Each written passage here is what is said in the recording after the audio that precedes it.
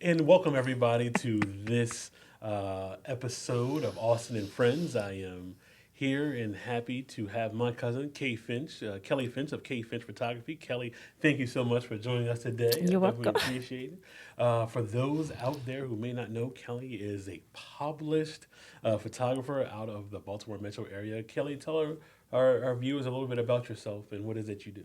Take two. Y'all, we were not recording the first time. That's why we had to do this. Real life. So anyway, my name is Kellie Finch, as my cousin Austin said, the doctor, the good Dr. Reverend Bishop Austin Hill.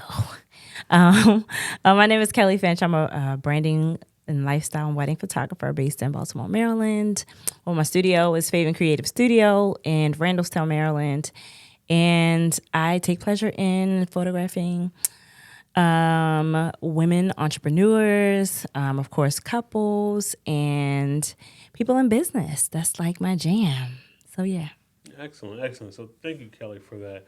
So a part of your journey, Kellie, you've been shooting for some umpteenth years. I remember our first interaction was at Brandon's prom send off. Oh, yeah. First interaction. So talk a little to us about how long you've been in photography and Yeah. what was your first gig. Oh, you know what's so funny? Before I came here, I had passed my film camera. I have all my cameras like that I don't use like in my living room like set up, and I like picked up my film camera that I first started with, and I like dusted it off. There was still like batteries and everything in it, so I had to take them. But anyway, so that's actually how I got started. There was a gentleman who goes to my church. He was randomly cleaning out his garage, and he had a film camera. He was just like, "Hey, I'm getting rid of this. I don't use it. Do you want it?" I'm like, of all the people you could have asked, but maybe that was by design, you know. Right. So he gave me this film camera. He showed me how to use it and how to like do the film and all that, And so I loved it. I literally was shooting everything, like a dog, a lamp, everything I could find to shoot. I shot. So through that, I just fell in love with photography. I took a couple classes. And that was back in 2005. So it's been a minute. It's been a little, Wow. a So long you're approaching while. 20 years, 20 years in Yes. the game. Yeah, yeah, Okay. yeah. Okay. And so, of course, from there, I've had other cameras and all that. And, but my first gig was, oh gosh, the first thing that I can like remember, was just shooting my friends. I think my first real paid gig was, I shot this girl for $197.30. I don't know why. I don't know why that was the number, but that was a number. And I have the contract. She actually sent me, she's still my client to this day. She sent me this contract, and I think it included makeup and everything.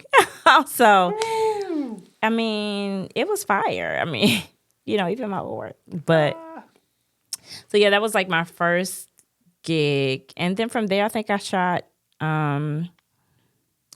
someone's wedding, like had no experience, but it turned out fire. I was on auto, okay? Okay. I was on auto. I had a little kit lens, Okay. And I had a little sun pack. The sun pack. You remember the sun pack, flash? George? Yes. I had a little sun pack Yes. flash, Yes. and that thing died in the middle of the reception. I didn't know what was Them going on. batteries, them things. Baby, them Yes. them batteries died. Do you hear me? So, Yeah. but you learn. You've been in the game this long. Some things you learn as you go, Right. and you evolve. Right. So, You talk about branding. What are some things that you are noticing about, being in branding in a branding game? What are some concepts and misconceptions that people have about investing in like branding photography? well, first I feel like people really don't, like the average person, they really don't know what branding is and what branding identity is, right? And so I think that when it comes down to like branding your business or branding, personal branding, you really have to figure out what you're trying to do, who you're trying to reach, right?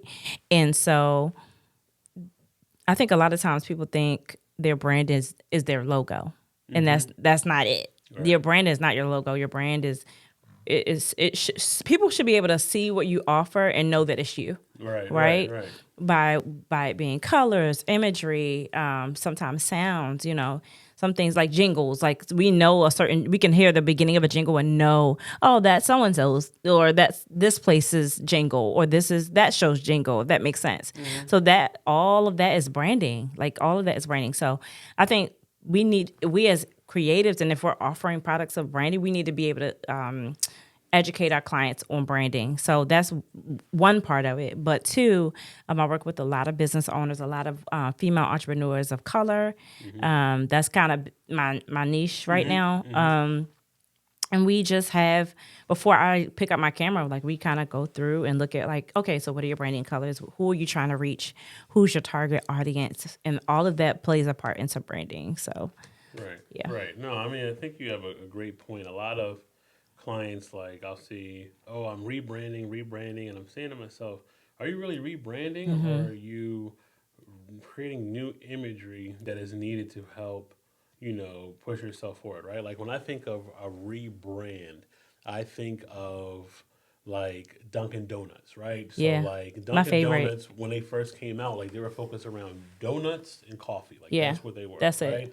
And then you saw that they switched to Dunkin'. Why? Because they get in the space of breakfast Yeah. sandwich and scrambled eggs and things Exactly. like they're repositioning themselves in a whole new market. So that causes them to need to rebrand. But just because you're updating your photos and things of that nature, like you're just doing a refresh. Like it's Right. not necessarily a rebrand. So that's just for those out there. Like if things aren't going well in your industry and you're like, hey, I need to rebrand. Like chances are you really don't need to rebrand. You just need to understand like who your client base is, and then be able to talk to them to Yeah. really be able to communicate Yeah, for on things that are sure. going on. For sure. So, like within your niche, right? Like, what do you feel your clients really love and really look forward to with working with you? Yeah, it's so funny because I just had one of my clients give me like this beautiful review on her session we just did, and she's kind of going through a lot right now. And the thing that I really, really pride myself in is giving my clients an experience. And we love saying the word experience. We love to add that on to everything. I know I do. But if you're gonna say that, like really give from, and not just from the time they walk through your door, like from the inquiry. It needs to be an experience. Okay. So when people reach out to me, they may get a heartfelt message from me, like, thank you so much for reaching out. Like, because they don't have to. They can go with anybody. So from inquiry to after their session is finished, I'm in constant communication with my clients, right? So that's the experience that they get when they come to me is what I think brings people back to me, right? When we're shooting, we're having a time. It is a fun time. People are already nervous taking photos, being in front of all the lights and all that. So giving people a warm experience has been my jam and my saving grace, honestly. So Okay, and I think that's really important, especially like understand who your clients are. Like how you said, like you are really dug into the female entrepreneur, understanding like their journey and how like imagery can help elevate their business. But for those who are in business, like really understanding who your client base is for and their sure. pain points is extremely important. So let's switch gears a little bit. So let's talk about some fun stuff. So weddings, like it's now the new year, top of the year. We're Yeah. starting to get a lot of inquiries and things of that nature. What are some things that you really enjoyed in the past about weddings that really like meant a Ooh. lot more special to you? So why I started shooting weddings is because I really love telling people's love stories. I love love, period, right? And so being able to be a part of a couple's special day, that is the reason. Outside of that, weddings, if I'm being very honest, as a creative, weddings can be very stressful. Like beyond. Like, please, somebody help Help me. me. Yeah. And because we shoot weddings. Right, And right, so right, right, right. but that I think that being able to spend that intimate time with my couples have been what has kept me shooting weddings. Like outside of that, of course, we like to see the pretty flat lays and the That's what people you know, see, all but the they don't see all the behind yeah, the scenes all of stuff. that. It's That a lot. man, it is a whole lot. It is a whole lot. It's a lot, and I have seen some things. I have seen some crazy things at weddings, Like and what? Like what are some of the crazy things you've I seen mean, at I've weddings? had a bride get locked in her limousine on the way to the venue because a payment wasn't made, and that the driver said, "Until I get my payment, you locked in here." What? Yes, I've So what had. happened? Did they pay? They paid. Her father went in, found that money, and paid. It's a real thing. Yo, that's That was a long crazy. time ago, though. And then I recently had a groom. He had the shakes, man. Like he was nervous. He wound up passing out in the lobby of the hotel. It was, yeah. So I've seen some things. I've had a bride pass out at the altar. What? Yes, Nervous? Or nervous, shaking like a leaf. so what happened? Did they We go picked her fluid? up and we continued. Man, we got things to do. Ain't nobody. Come on now. Now, We have can, you ever had a couple like not go through with it, like no, at a never. wedding? Okay, like not gonna lie, Now, like I have. no, I have had couples who have gotten divorced, Oh yeah, yeah, that's fine. but not right, not that same day. No. Yeah, I So always wondered like if you're contracted, you're set to shoot. The bride or groom doesn't show up. Like, do you still shoot the reception? Because people still gonna go. oh, I've had that happen too. Well, they didn't show up. I've had couples who didn't attend their reception. Okay, they got the party started early. Yeah. Okay, So, or one got sick. okay. So, well, Okay. we actually still ate Oh yeah. and we had a time. Okay, so you brought up a great point, right? So, and I've learned this from you. Like in our contracts, we have if you work over 5 hours, that the vendors have a designated meal, and I got that from you. So, talk to me a Yeah, little you bit have to about eat. like making sure that your vendors eat. Because there are a lot of people right now, they're planning weddings and things of that nature, and they may be unsure, like, do they include that time for your vendors to eat? Why is it important for your vendors to eat? Yeah, because your vendors are on their feet for 12 hours. 12 hours, even 6 hours. That's a lot of time to be on your feet and working, and we're exerting energy. Feed your vendors. If not, we're going to talk about you after. Going to talk about you to everybody that I know. Feed us.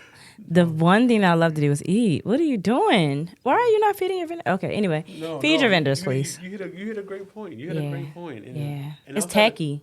and outside of feeding your vendors, making sure that we have enough time to enjoy Yeah. because there's nothing like, we wait, they serve everybody, you finally sit down because we're all the way in the back or in the alley, and then you hear somebody yelling like, Oh, because yeah. something happened. 'cause they Literally, already the started moment we put our plate down, it's time to do the speeches.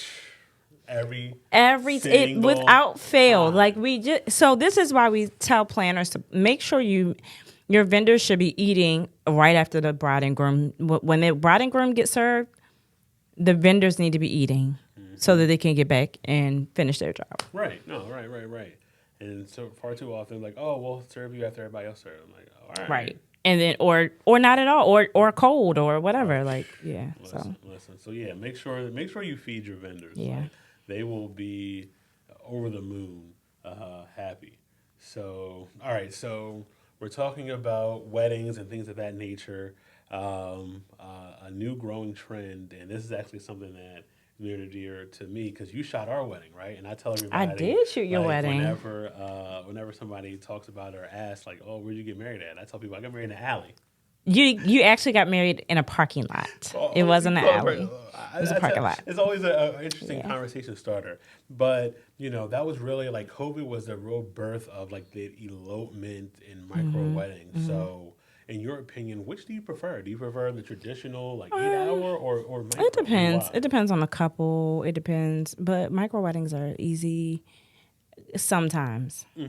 Micro weddings, they require a lot less, but you can do more with like your details. Like if you have less people, you can do, more florals or more. You can do better food or so. It just kind of depends. But of course, I think I'm kind of heading towards micro. I like micro Yeah. in that, like you said, you can do more like formal posing and things of that Mm-hmm, nature. It's a mm-hmm, less mm-hmm. running around.